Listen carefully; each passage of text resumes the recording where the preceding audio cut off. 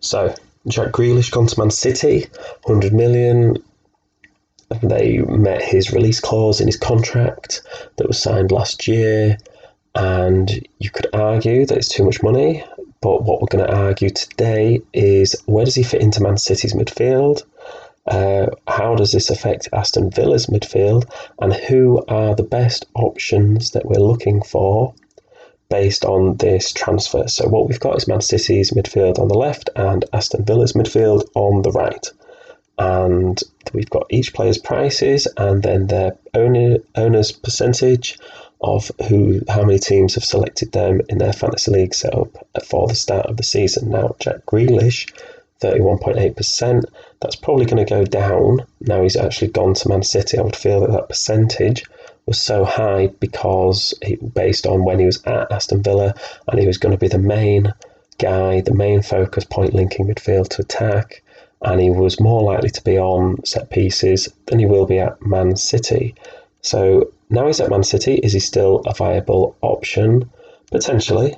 It doesn't completely ruin him, obviously. He will be playing with higher standard of players, so that might affect the number of chances he gets, but you're also trying to squeeze him into probably the busiest midfield in the Premier League, and that makes him a less effective option in terms of fantasy league, because any player is more likely to score points the more they're on the pitch, compared to if they're having to rotate with different players in their midfield as well. So you would classify Jack Grealish as one of those attacking, linking midfielders, probably in the same category as De Bruyne, Foden, Mahrez, Sterling, Ferran Torres.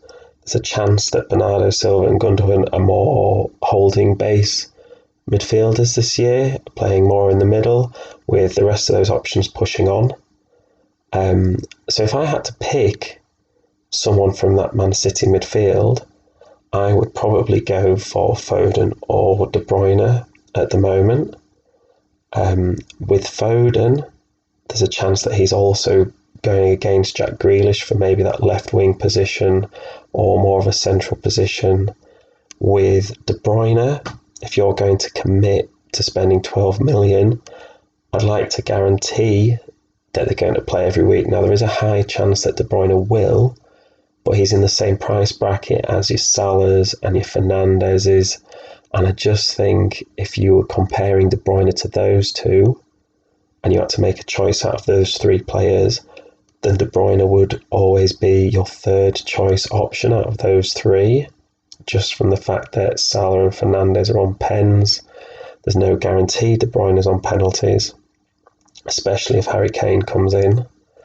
And that midfield just looks so busy.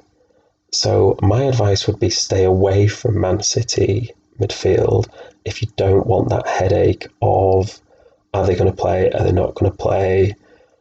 If you select your team and then they're not playing, that's a lot of money in those midfielders generally to have not a guarantee of getting starts. And there's also, not the guarantee of them getting points if they do start, unless they score, 4 or 5 goals a game, which I guess is possible some weeks. But would you want to guarantee that risk every week? So moving on to Aston Villa's midfield on the right, Buendia and Bailey will have been brought in as replacements for Jack Grealish. So when they were signed, Jack Grealish was still at Villa, but this Jack Grealish transfer will have been in the pipelines for about 5 weeks now. So when Bailey and Buendia were signed, Aston Villa management will have known that they were signing them in the knowledge of Jack Grealish leaving for Man City, or that was very likely to do. Okay, and it is a shame, because it would have been really interesting to see Jack Grealish stay in that Aston Villa team and how it would have all worked from a fantasy league perspective. But if I had to pick an Aston Villa midfielder, I would go with Buendia. I think Bailey is arriving from Germany and it's still maybe a bit of settling in time. Not too sure about how he will gel to the Premier League and might just need a few weeks just to see how it goes. Maybe few game weeks down the line, he might be more of a viable option. But I would really hedge my bets on Buendia here. I would say he will be the new sort of Jack Grealish in that team, linking midfield to attack. And now you've also got Danny Ings and Watkins up front.